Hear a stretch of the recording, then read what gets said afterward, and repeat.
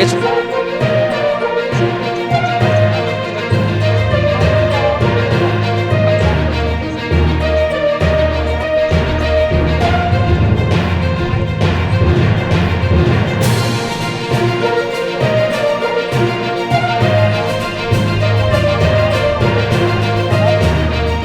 ప్రభుత్వం ఎంత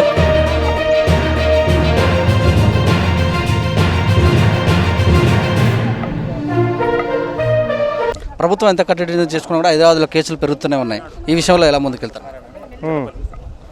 మరి ఈరోజు మైగ్రెంట్ లేబర్కి సంబంధించి కరోనా వైరస్ వ్యాప్తి చెందకుండా ఉండడానికి మరి గవర్నమెంట్ తెలంగాణ ప్రజలకు ఎట్లయితే ఇస్తుందో మరి ఇక్కడ కూడా దాదాపు 12 కిలోల బియ్యం 500 రూపాయల దాంతో మరి ఎక్కడ కూడా ఇబ్బంది లేకుండా చేస్తున్నారు. మరి దీన్ని ఇంకా రోడ్ల మీదకి వచ్చి మరి ఎక్కడ స్ప్రెడ్ చేయకుండా ఉండాలి. ఇంకా మైగ్రెంట్ లేబర్ కూడా రోడ్ల మీదకి రాకుండా మరి ఎక్కడ పడితే అక్కడ అవసరం లేకుండా తిరగకుండా ఉండాలని చెప్పి మరి ప్రజలందరూ కూడా వినియోగిస్తున్నాం.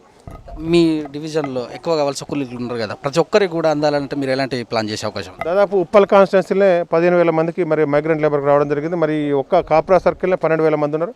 అతి ఎక్కువ మంది ఇక్కడనే బయట రాష్ట్రాల నుంచి ఉన్న 10 రాష్ట్రాల నుంచి ఉన్నారు కాబట్టి వారందరికీ ఇలా ఫస్ట్ విడత సెకండ్ విడత పరిపూర్ణంగా మరి అందుతుందని చెప్పొచ్చు.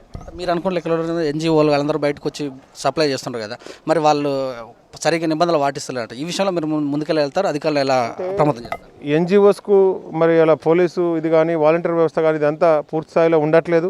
మరి ఆ వచ్చిన వ్యక్తులు ఎవరైనా వచ్చి తీసుకోవడానికి వచ్చిన దాంట్లో కూడా మరి వాళ్ళ ప్రికాషన్స్ తీసుకున్నట్లో అది సరిపోవట్లేదు. కాబట్టి ఒక్కరికి వస్తే ఇవాళ 50 మందికి స్ప్రెడ్ అవుతుంది. కాబట్టి దాని విషయంలో మరి వాళ్ళు చేసే పని మంచిదైనా కొంత దాని కోఆర్డినేషన్ మిస్ అవుతుంది అనే దాంట్లో వారిని మేము గైడ్ చేస్తున్నాం. ప్రభుత్వం ఎంత కూడా తీసుకున్నప్పటికీ కూడా కేసులు రోజు పెరుగుతూనే ఉంది, భయాందోళనకు గురవుతున్నారు కదా, మరి ఇది ఎలా నివారించే అవకాశం ఉంది? డెఫినెట్గా మరి నిన్న మొన్నటికి ఇంతకుముందే గతంలో ముఖ్యమంత్రి గారు కూడా చెప్పారు. ఈరోజు క్యాబినెట్లో కూడా ఇంకా ఏం చేయాలన్న దాంట్లో సీరియస్ గైడెన్స్ ఏమైనా వస్తుందన్న దాంట్లో ఇలా కులంకషమైన చర్చ జరుగుతుందని అనుకుంటున్నాం. ఇప్పటి వరకు మరి చిన్న వలస కార్మికులు అందరూ కూడా బయటికి వెళ్ళలేకపోతారు, వాళ్ళ సొంత ఊర్లోకి వెళ్ళలేకపోతారు, ఇంకా ఇక్కడ ఉండలేక పస్తులు ఉండాల్సిన పరిస్థితి ఏర్పడింది. వాళ్ళకి ఎలాంటి సహకారం చేసే అవకాశం ఉంది? పస్తులు ఉండొద్దనే అందరికి కూడా ఇచ్చేస్తున్నాం. ఎవరి ఊర్లకు వాళ్ళు కూడా రావడానికి సిద్ధంగా లేరు. ఉన్న కాడ ఉంచి వాళ్ళందరికీ కూడా పరిపూర్ణంగా చూసుకోవడానికి తెలంగాణ గవర్నమెంట్ ముఖ్యమంత్రి గారు మరి అన్ని ఏర్పాట్లు కూడా చేశారు.